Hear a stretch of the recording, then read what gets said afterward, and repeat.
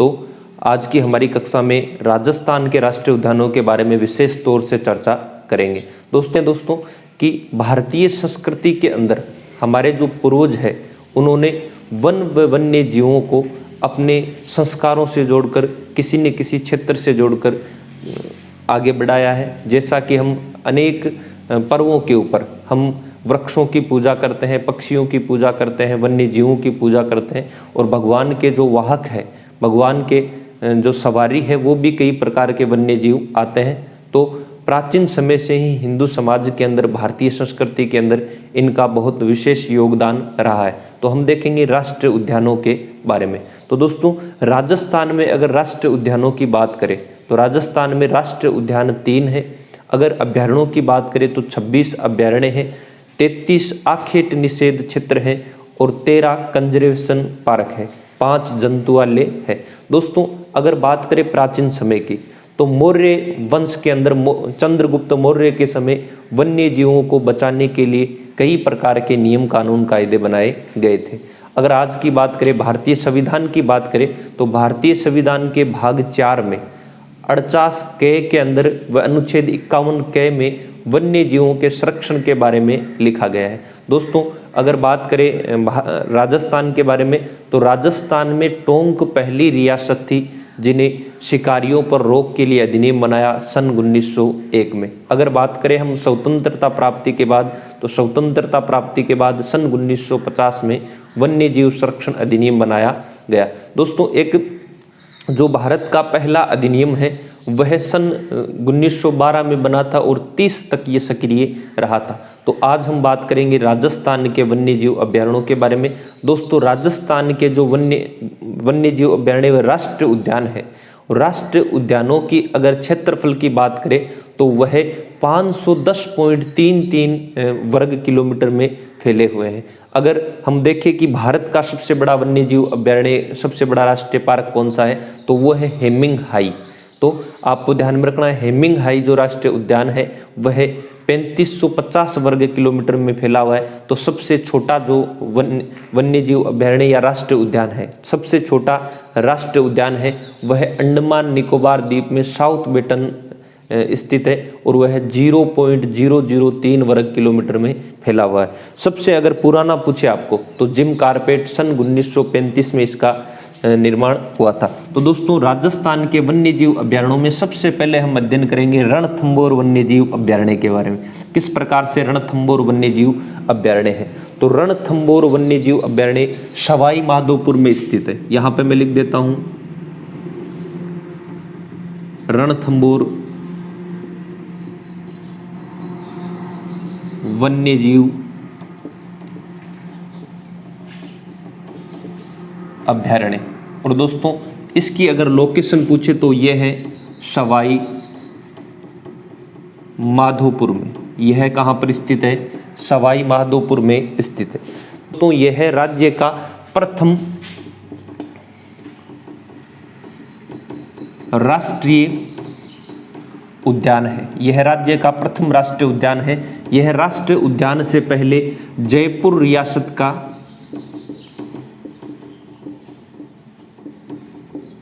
शिकारगाह हुआ करता था। जयपुर रियासत का शिकारगाह हुआ करता था।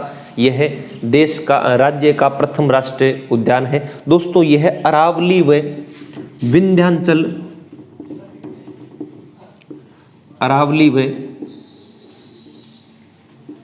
विंध्याचल पर्वतमाला के संगम पर स्थित है। अरावली व विंध्याचल पर्वतमाला के संगम पर स्थित है।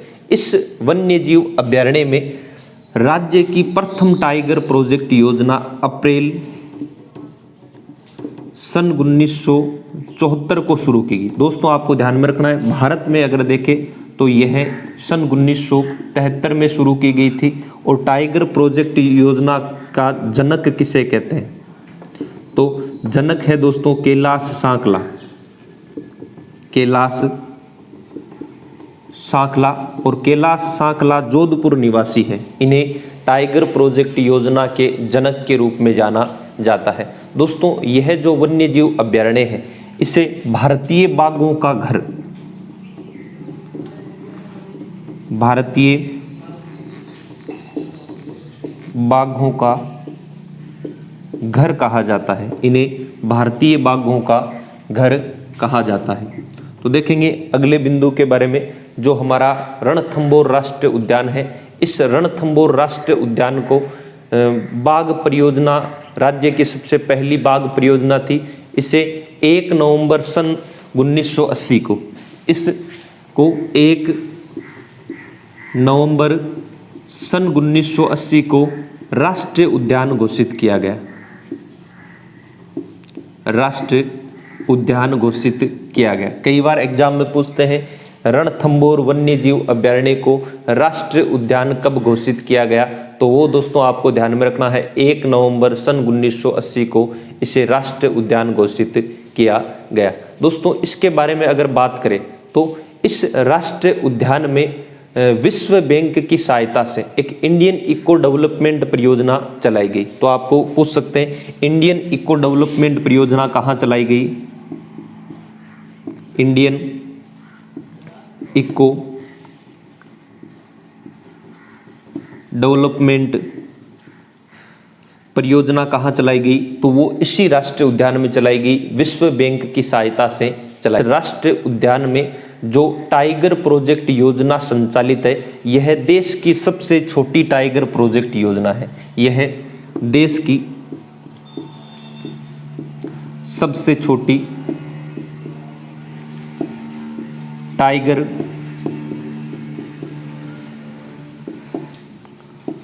प्रोजेक्ट योजना है। अगर आपको पूछे देश की सबसे बड़ी टाइगर प्रोजेक्ट योजना, नागार्जुन सागर टाइगर प्रोजेक्ट योजना है, आंध्र प्रदेश में संचालित की गई। दोस्तों इस क्षेत्र को सन 1955 में, इस क्षेत्र को सन 1955 में वन्य जीव अभयारण्य का दर्जा दिया गया। सन 1955 में इसे वन्य जीव अभयारण्य का दर्जा दिया गया और यह 392.5 वर्ग किलोमीटर में फैला हुआ है। यह 392.5 वर्ग किलोमीटर में फैला हुआ है। इस 300.5 वर्ग किलोमीटर में से 282.03, इसमें से 282.03 वर्ग किलोमीटर में राष्ट्रीय उद्यान स्थित है। तो दोस्तों राष्ट्रीय उद्यान के बारे में पूछ सकते हैं कितने वर्ग किलोमीटर में अवस्थित है, कब इसमें राष्ट्रीय जो आपके प्रोजेक्ट योजना चलाई गई, टाइगर प्रोजेक्ट योजना चलाई गई। तो आपको ध्यान में रखना है इस वन्य जीव अभयारण्य में, ये जो वन्य जीव अभयारण्य राष्ट्रीय उद्यान है, यहाँ पर दोस्तों धोक वन सर्वाधिक पाए जाते हैं। कई बार एग्जाम में पूछ लिया जाता है धोक वन सर्वाधिक कहाँ पर पाए जाते हैं, तो इसी वन्य जीव अभयारण्य में। सीताफल कहाँ पाया जाता है, तो इसी वन्य अभयारण्य में। लाल सिर वाले तोते कहाँ पाए जाते हैं, तो रणथंभौर वन्य जीव अभयारण्य में लाल सिर वाले तोते पाए जाते हैं। दोस्तों आपको ध्यान में रखना है 28 जून 2008 को इस वन्य जीव अभयारण्य में बाघ विस्थापित घटना घटित हुई। बाघ विस्थापित घटना का मैं बता देता हूं आपको। इस वन्य जीव अभयारण्य से एक बाघ जिसका नाम था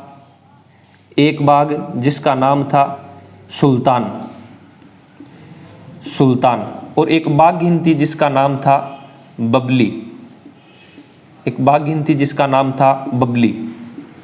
इन बाघ व बाघिन को इस वन्य जीव अभयारण्य से उठाया गया 28 जून 2008 को इस वन्य जीव अभयारण्य से उठाकर इन्हें दूसरे वन्य जीव अभयारण्य में ट्रांसफर कर दिया गया। तो दोस्तों देश की प्रथम बाघ विस्थापित घटना इसी वन्य जीव अभयारण्य में, इस राष्ट्रीय उद्यान में, इस वन्य जीव अभयारण्य में कैमरा ट्रैक तकनीकी के माध्यम से। आपको ध्यान में रखना है यहाँ पर बाघों की जो गिनती होती है वो कैमरा ट्रैक तकनीकी के माध्यम से यहाँ पर बाघों की गणना होती है। डीएनए पगमार्क विधि से, आपको पूछ सकते हैं पगमार्क विधि से, तो पगमार्क विधि से भी यहाँ पर क्या होती है, बाघों की गणना होती है। दोस्तों इस वन्य जीव अभयारण्य के पास में कबालजी, सवाई माधोपुर व कैलाश केला देवी के मंदिर को जोड़कर एक बहुत बड़ा विस्तृत क्षेत्र बनाया गया है। अब इस वन्य अभयारण्य के जो प्रमुख स्थान है उनके बारे में देखते हैं। दोस्तों, इस वन्य जीव अभयारण्य के मध्य कौन कौन से पर्यटक स्थल है, तो वो देखें तो इस वन्य जीव अभयारण्य में एक दुर्ग है। इस दुर्ग का नाम है रणथंभौर दुर्ग। इस दुर्ग का नाम है रणथंभौर दुर्ग। और रणथंभौर दुर्ग कहाँ पर स्थित है, तो रणथंभौर दुर्ग आपके रणथंभौर वन्य जीव अभयारण्य में अवस्थित है।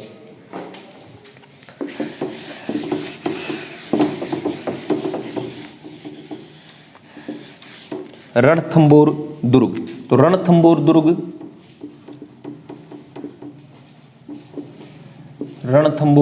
दुर्ग इस वन्य जीव अभयारण्य में अवस्थित है। दोस्तों, यहाँ पर एक महल है, जोगी महल, तो आपको ध्यान में रखना है जोगी महल भी कहाँ पर स्थित है, रणथंभौर वन्य जीव अभयारण्य में। एक कुत्ते की छतरी, कुत्ते की छतरी इसी वन्य जीव अभयारण्य में। एक दोस्तों यहाँ पर बन रखी है हमीर कचहरी, ये भी इसी वन्य जीव अभयारण्य में। आपको पूछ सकते हैं त्रिनेत्र गणेश मंदिर, त्रिनेत्र गणेश मंदिर, तो त्रिनेत्र गणेश मंदिर जो बने हुए हैं वो भी इसी अभयारण्य के मध्य बने हुए हैं। 3 प्रमुख तालाब बन रखे हैं, वो आपको ध्यान में रखना है। राजबाग तालाब,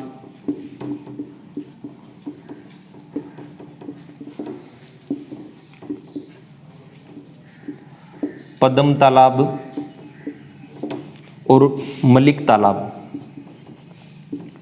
मलिक तालाब, पद्म तालाब, राजबाग तालाब, मलिक तालाब, यह प्रमुख 3 तालाब बन रखे हैं। दोस्तों, ये तो हमने बात की थी आपके रणथंभौर वन्य जीव अभयारण्यों के बारे में। दोस्तों, विश्व में वन्य जीवों की घटती हुई संख्या को दर्शाने के लिए कुछ डाटा पेश किए जाते हैं, जैसे आपने कई बार पढ़ी होगी red data book. Red data book, red data book में क्या लिखा होता है, लुप्त हो रही प्रजातियों की, जो लुप्त हो रही प्रजातियां हैं, लगातार लुप्त हो रही है, उनके बारे में रेड डाटा बुक में लिखा जाता है। एक होती है सफ़ेद डाटा बुक, तो सफ़ेद डाटा बुक में किसी निश्चित स्थान पर जो लुप्त हो रही प्रजातियां हैं उन या कम हो रही प्रजातियां हैं उनके बारे में लिखा जाता है। और पीली जो डाटा बुक होती है उसमें लगातार कमी हो रही प्रजातियों के बारे में लिखा जाता है। एक होती है भूरी डाटा बुक। भूरी डाटा बुक के अंदर पूरी जानकारी न होने पर कम हो रही प्रजातियों के बारे में लिखा जाता है। और जो हरी डाटा बुक है उसके अंदर दोस्तों ऐसी प्रजातियां जो नष्ट होने के कगार पर थी लेकिन उन्हें बचा लिया गया, उनके बारे में हरी डाटा बुक में लिखा जाता है। तो हम देखेंगे दोस्तों अगले राष्ट्रीय उद्यान के बारे में, और वो राष्ट्रीय उद्यान है केवलादेव राष्ट्रीय उद्यान।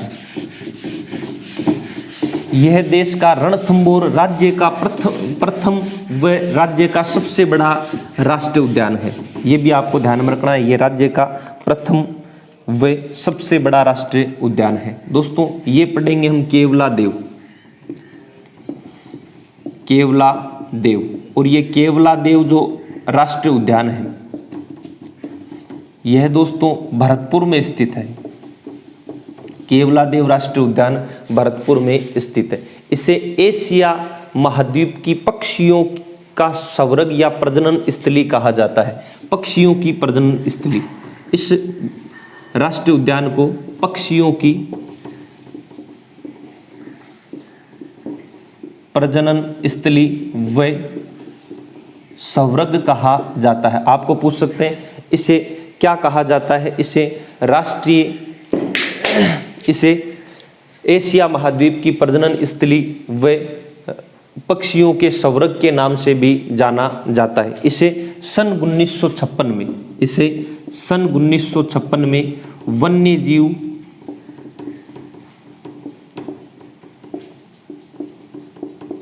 अभयारण्य का दर्जा मिला। इसे सन 1956 में वन्य जीव अभयारण्य का दर्जा मिला। 27 अगस्त सन 1981 को इसे राष्ट्रीय उद्यान का दर्जा मिला। तो दोस्तों ये ध्यान में रखना है कब इसे वन्य जीव अभयारण्य का दर्जा मिला और कब इसे राष्ट्रीय उद्यान का दर्जा मिला। और एक बहुत ही महत्वपूर्ण बिंदु है, इस वन्य जीव अभयारण्य को सन 1985 में विश्व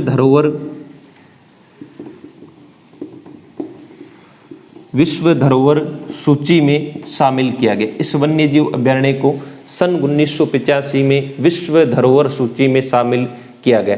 दोस्तों, इस वन्य जीव अभयारण्य का जो निर्माण है वो भरतपुर के शासक किशन सिंह ने करवाया। भरतपुर के शासक किशन सिंह ने स्विट्जरलैंड की झीलों को देखकर इसका निर्माण करवाया। यह दोस्तों 59 वर्ग किमी में फैला हुआ है। इस 59 वर्ग किमी में से यह जो राष्ट्रीय उद्यान है यह 28.73 लगभग 29% भाग पर ही राष्ट्रीय उद्यान है। यह राज्य का सबसे छोटा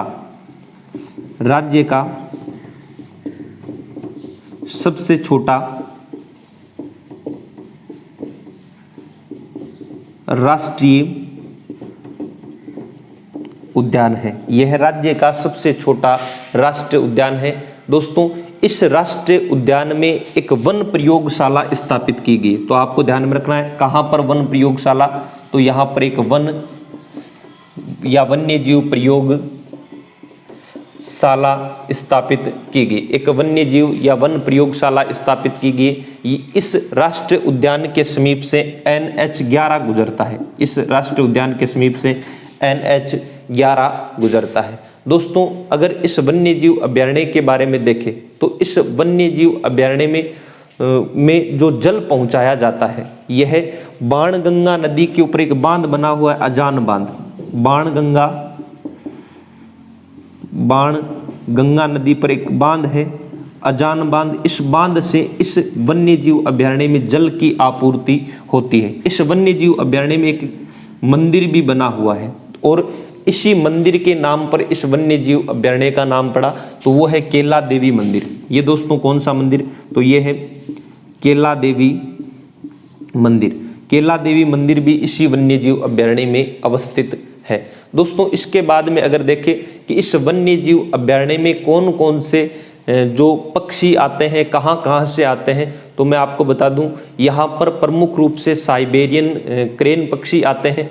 साइबेरियन क्रेन आते हैं जिनकी जो पसंदीदा घास है ये मोथा घास होती है, एंचा घास होती है। इसी एंचा घास में ये पक्षी लपेट कर मारे जाते हैं। दोस्तों, अनेक प्रकार के और भी विदेशी पक्षी आते हैं। यहाँ पर एक पाइथन पॉइंट है जहाँ पर अजगर देखे जाते हैं। यह राज्य का दूसरा सर्प उद्यान है। यह राज्य का दूसरा सर्प उद्यान, यह राज्य का दूसरा सर्प उद्यान है। यहाँ पर अनेक प्रकार के विदेशी पक्षी भी आए जाते हैं। दोस्तों, इस क्षेत्र को नम भूमि में शामिल किया गया। इस वन्य जीव अभयारण्य को नम भूमि में शामिल किया गया और इसी वन्य जीव अभयारण्य में एक पक्षी वैज्ञानिक थे सलीम अली और सलीम अली की कार्यस्थली कौन सा है, केवलादेव राष्ट्रीय उद्यान सलीम अली की कार्यस्थली है। दोस्तों, इसके बाद में अगर देखें तो इस वन्य जीव अभयारण्य में जो क्षेत्र आता है वो कौन कौन सा है, किस प्रकार से फैला हुआ है, तो यहाँ इस वन्य जीव अभयारण्य या इस राष्ट्रीय उद्यान में दोस्तों विदेशी पक्षी आते हैं। रोजी फेडरर नाम का यूरोप से कई पक्षी आते हैं, महाबल आते हैं, साइबेरियन सार्स आते हैं।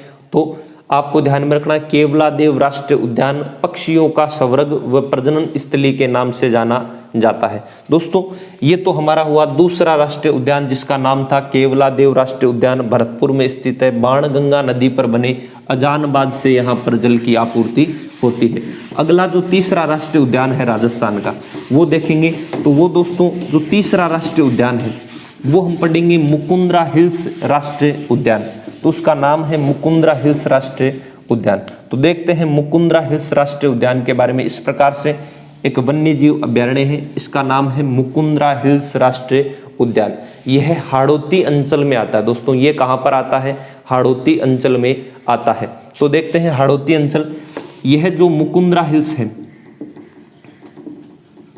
मुकुंद्रा हिल्स, यह राष्ट्रीय उद्यान कहाँ कहाँ पर विस्तृत है? तो दोस्तों इसके अंदर एक जिला आता है, कोटा जिला आता है, बारा जिला आता है, झालावाड़ जिला आता है। यह कोटा,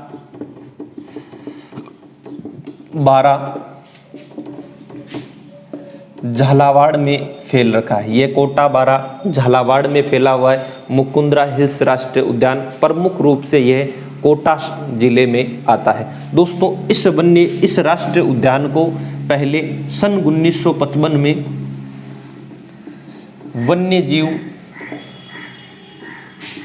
का दर्जा प्राप्त हुआ। सन 1955 में वन्य जीव का दर्जा प्राप्त हुआ तथा 9 जनवरी 2012 को 9 जनवरी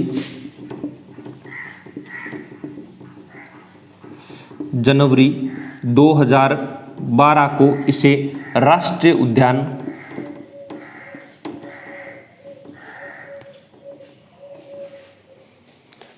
उद्यान घोषित किया गया। इसके अंदर 11 अप्रैल 2013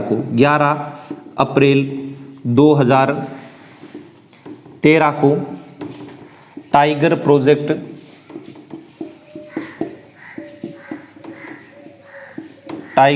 प्रोजेक्ट योजना चलाई गई। 11 अप्रैल 2013 को टाइगर प्रोजेक्ट योजना चलाई गई। लेकिन दोस्तों आपको ध्यान में रखना है, इस वन्यजीव अभयारण्य का पहले नाम था दर्रा राष्ट्रीय उद्यान, दर्रा अभयारण्य।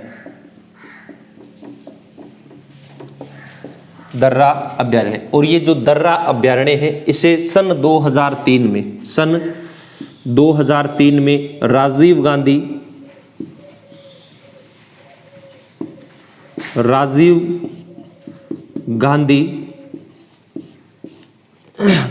नाम कर दिया गया। सन 2006 में वसुंधरा राज्य ने इसका नाम बदलकर मुकुंदरा हिल्स राष्ट्रीय उद्यान कर दिया। दोस्तों इस वन्य जीव अभयारण्य में एक तो सारस पाए जाते हैं, सारस देखे जाते हैं, और एक पाए जाते हैं घड़ियाल। सारस और घड़ियाल दोनों प्रकार के जो जीव है वह इस राष्ट्रीय उद्यान में पाए जाते हैं। दोस्तों इस राष्ट्रीय उद्यान में आदि मानव समय के कुछ शिलालेख भी प्राप्त हुए। इसके अंदर कुछ वन्य जीव पक्षियों को देखने के लिए, हिंसक पशुओं को देखने के लिए कुछ क्षेत्र बने हुए हैं। तो दोस्तों यहाँ पर अगर इस क्षेत्र के बारे में देखें तो यहाँ पर देखते हैं प्रमुख पर्यटक स्थल। तो एक महल बना हुआ है, इस महल को कहते हैं अबली मिनी का महल। अबली मिनी का महल कहाँ पर स्थित है? तो यह आपके मुकुंदरा हिल्स राष्ट्रीय उद्यान में। रावठा महल कहाँ पर स्थित है? तो रावठा महल भी यहीं पर बने हुए हैं इस राष्ट्रीय उद्यान में। तो रावठा महल पूछ सकते हैं, अबली मिनी का महल पूछ सकते हैं, बारडोली का शिव मंदिर पूछ सकते हैं, गागरोन दुर्ग पूछ सकते हैं, राम सागर पूछ सकते हैं। तो बारडोली का शिव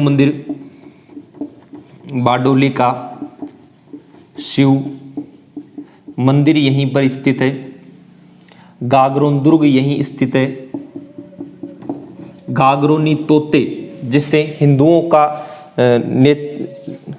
का नेतन के नाम से भी जानते हैं, जो गागरोनी तोते हैं, हीरामणी तोते हैं, ये यहीं पाए जाते हैं। दोस्तों इसके बाद में हम देखेंगे वन्य जीव अभयारण्यों के बारे में। राजस्थान के प्रमुख वन्य जीव अभयारण्य, यह जो राष्ट्रीय उद्यान है यह दोस्तों 274 वर्ग किलोमीटर में, अगर आपको पूरा पूछे कितने वर्ग किलोमीटर में, तो 274.41 वर्ग किलोमीटर में फैला हुआ है। इसमें से 199 यानी 199 वर्ग किलोमीटर में यह राष्ट्रीय उद्यान है। तो आज हमने बात की है राजस्थान के राष्ट्रीय उद्यानों के बारे में।